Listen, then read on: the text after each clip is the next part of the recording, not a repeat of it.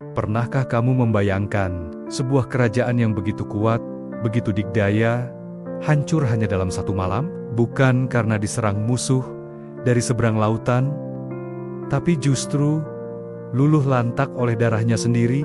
Inilah kisah tentang bagaimana api dendam menghanguskan segalanya, dan bagaimana dari abunya lahir sebuah kekuatan baru yang lebih dahsyat. Malam itu, langit di atas ibu kota Singasari Tumapel warnanya merah pekat, bukan karena senja yang indah, tapi karena kobaran api perang saudara. Di tengah kekacauan itu, seorang pria berdiri gagah di atas kuda hitamnya. Namanya Jayakatwang, adipati dari gelang-gelang. Wajahnya dingin seperti malam, tapi matanya menyala seperti bara api yang sudah menunggu puluhan tahun untuk meledak. Dendam ini bukanlah dendam biasa, ia adalah warisan. Jayakatwang adalah keturunan langsung dari Raja Kertajaya, penguasa terakhir kerajaan Kediri. Leluhurnya pernah dipermalukan, tahtanya direbut oleh Ken Arok, pendiri kerajaan Singasari. Selama 70 tahun, luka itu tak pernah kering. Darah dendam itu menetes dari generasi ke generasi. Dan malam ini, Jayakatwang bersumpah, ia akan menuntaskan semuanya.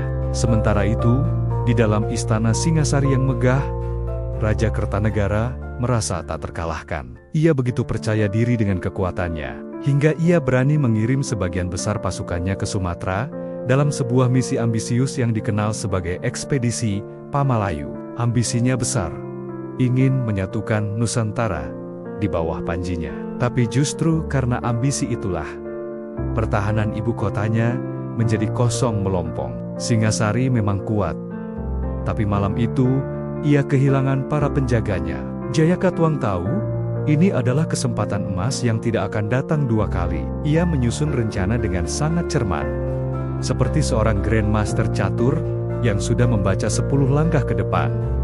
Ia membagi pasukannya menjadi dua. Pasukan pertama, dipimpin oleh Jaran Guyang, diperintahkan untuk menyerang dari arah utara. Ini hanyalah umpan, sebuah pengalih perhatian yang berisik dan mencolok. Sementara itu, pasukan utama yang ia pimpin sendiri menyelinap dari selatan, dalam sunyi dan gelap, bergerak tanpa suara, mematikan. Malam itu, Tumapel benar-benar tidak siap. Ketika api pertama menyala di gerbang utara, seluruh sisa pasukan Singasari bergerak panik ke sana. Mereka mengira itu adalah serangan utama. Mereka salah besar. Sementara perhatian semua orang tertuju ke utara, dari selatan, ribuan prajurit Jayakatwang masuk tanpa perlawanan berarti. Mereka menembus jantung pertahanan, menembus dinding istana, dan menembus lembaran sejarah. Raja Kertanegara baru menyadari apa yang terjadi ketika semuanya sudah terlambat. Api sudah menjilat dinding istananya sendiri. Teriakan para penjaga yang meregang nyawa memecah keheningan malam. Ia berdiri di aula singgasananya yang megah, kini hanya diterangi oleh pantulan api dan aroma anyir darah. Tak ada lagi prajurit yang tersisa untuk melindunginya. Tak ada waktu untuk melarikan diri. Dengan sisa harga dirinya, Kertanegara menatap langit-langit istananya, tempat di mana ia dulu pernah bermimpi dan bersumpah akan menaklukkan dunia. Dan ironisnya, malam ini, dunianya sendiri yang runtuh menimpa dirinya. Dalam bisikan terakhirnya, ia mungkin berkata, "Jika ini adalah akhir dari Singasari, biarlah aku jatuh bersama kehormatannya." Dan malam itu, Kertanegara, raja terakhir Singasari, gugur di singgasananya sendiri. Namun, darah yang tumpah malam itu justru melahirkan sesuatu yang jauh lebih besar. Karena di antara api dan reruntuhan, seorang pria berhasil meloloskan diri.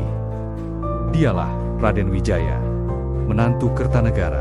Bersama beberapa pengikut setianya seperti Nambi, Ranggalawe, dan Lembu Sora, ia melarikan diri ke pedalaman.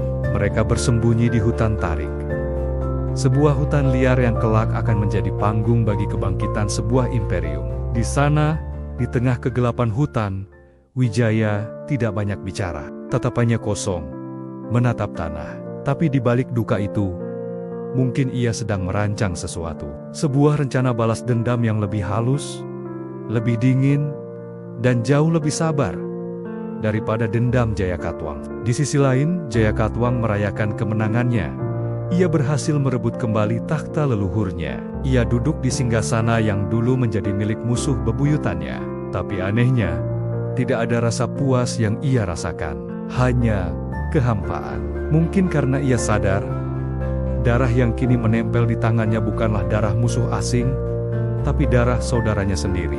Sesama orang Jawa Malamulam, setelah kemenangannya, Jayakatwang tak bisa tidur nyenyak. Setiap kali ia memejamkan mata, ia seolah melihat bayangan Ken Arok.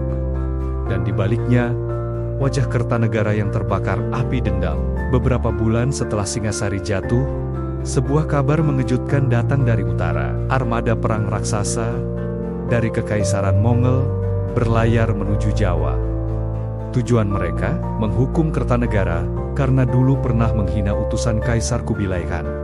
Tapi Kertanegara sudah tiada, dan ironisnya, orang yang membunuhnya adalah Jayakatwang. Saat pasukan Mongol mendarat, Raden Wijaya melihat sebuah peluang yang tak ternilai.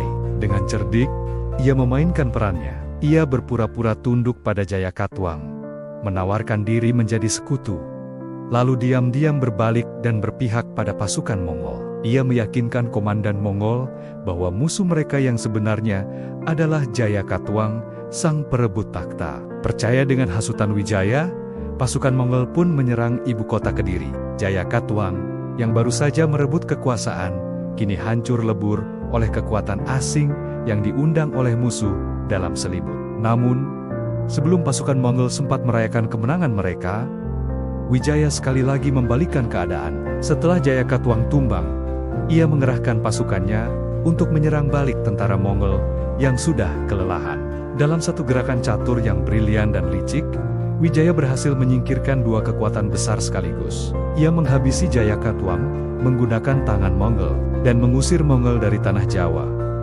Dendam Jayakatwang memang tuntas, tapi bukan oleh tangannya sendiri. Ia justru menjadi korban dari permainan dendam yang jauh lebih cerdas dan kejam.